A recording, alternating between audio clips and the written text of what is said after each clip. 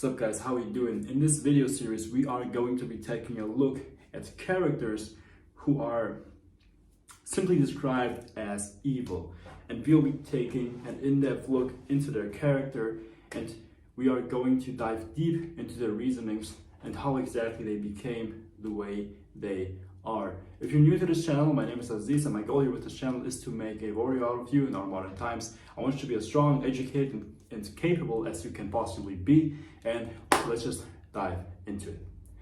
The first character we'll be taking a look at is Wyald from Berserk.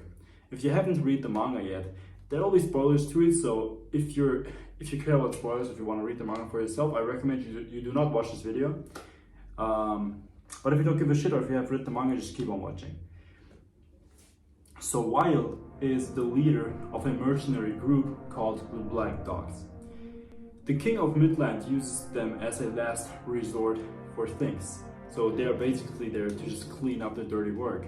If all the other methods fail, he's going to resort to them. However, the king keeps his bonds to this mercenary band unknown, as they would completely ruin his reputation amongst people. These are the most ruthless of them all, plundering, murdering civilians, and sexual assault following along wherever they go. It's just part of their day-to-day lives. Wyald's backstory remaining largely unknown, we do know that he's an ex-convict which the king of Midland freed and hired as a mercenary out of desperation. Having had the need for a strong fighter on his side, so a strong soldier on the battlefield, he was looking out for the nastiest, cruelest, most merciless convict he could find.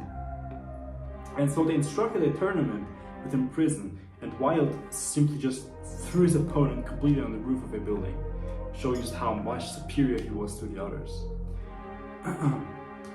Our first encounter with him is seeing him sitting on his throne, drowning in women who are just completely lusting after him.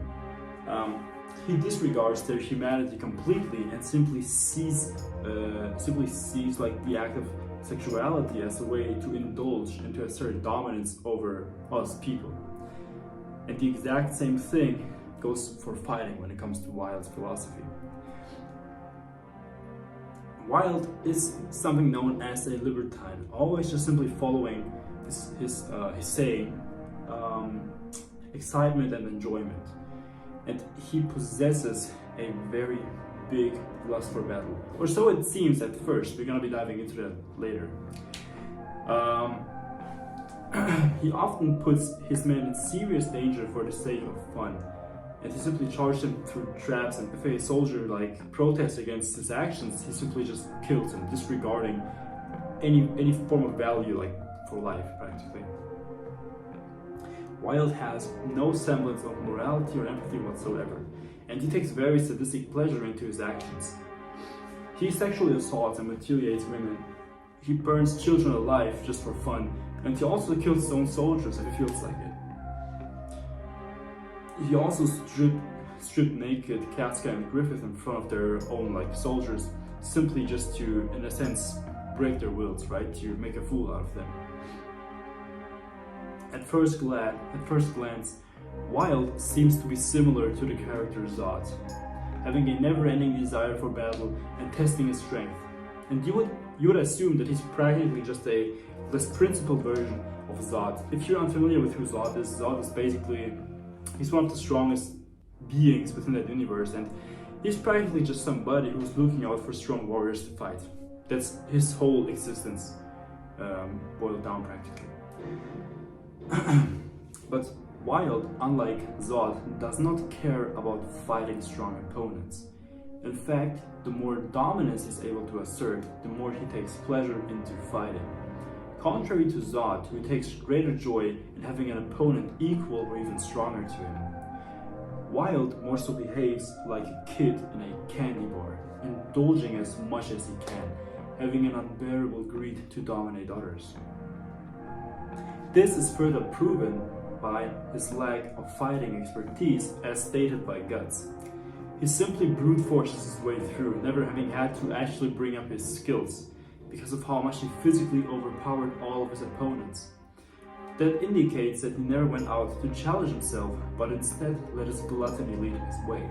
So Guts commented on his sloppy technique and how he would simply just brute force his way through things, and it kind of implies that he always was physically overpowering all of his enemies, meaning that he was practically a grown man fighting children. You don't really have to know how to fight, you simply just slam them until they stop moving. And up until Guts, Wyald never really faced any fierce resistance. That was the first time in his life where he just realized he can't simply brute force his way out. This is also seen when Guts brought Wyald at the edge of dying. He started crying and clinging on to the dear life that he mindlessly took from thousands of men, women and children. During the heat of desperation, he looked out for Griffith, knowing that he will trigger the eclipse soon. His last attempt to hang on to this life so dear to him is to once again turn to the Godhead. Zod, who seemed disgusted by someone acting like a war-hungry warrior all this time, not being able to accept his fate, admit defeat, takes matters into his own hands and finishes off Wyald by piercing him apart.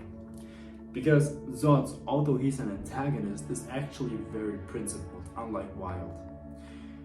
After Wyald's death, his apostle form vanished, leaving his actual body the way he actually looked like before receiving all the power from the Godhead. And turns out, Wyald is nothing more than a small, weak, old man. Knowing the world that Berserk is set in, being a fragile, small, weak man is anything but desirable. It's up for interpretation, of course, but all the things he caused onto others, be it war, murder, torture, or even sexual assault, were more likely than not done to him at some point or another. This is further indicated by him having used a behelit, which is activated in moments of gigantic grief or desperation. The question that remains is, why would somebody who knows what it feels like to suffer, to see his family and friends getting murdered, sexually assaulted and things alike, impose these things onto others despite knowing how much that actually hurts? And the answer, my friend, is actually pretty damn simple. It's vengefulness. Again, this is only my interpretation, but having experienced all that he probably experienced, internalized a grudge against humanity and the world that he lives in deep inside of him. In his mind, all of us are murderers, rapists, and abusers. And throughout all of his human life, he was the one on the receiving end of it. So once he got the opportunity for it, he went all in to become the abuser himself. Because in his eyes, we would all be doing the exact same thing, so why would we deserve mercy anyway? And this is a common occurrence in our world as well, as most abusive people have been abuse victims earlier in their lives, creating a never-ending cycle of vengefulness. This also explains why Wyald never went on to seek out the strong, unlike Zod, whose whole purpose is just exactly that, making him rather formidable and principled as opposed to Wyald, as he does not care for harming the weak whatsoever, does not cross his mind. And Wyald never ever wanted to experience being on the weaker side, on the abused side again. He doesn't even want to face an equal opponent, he simply wants to crush. And he enjoyed his new existence as the abuser so much, slaughtering the man that in his mind earlier caused the suffering he constantly had to defenselessly endure. That he did not want to give up on it for his dear life. He was clinging onto it like there's no tomorrow.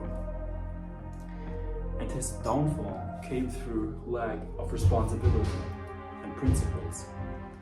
Never having to deal with strength before, he never developed a sense of discipline as seen in his gluttonous, lustful behavior with women.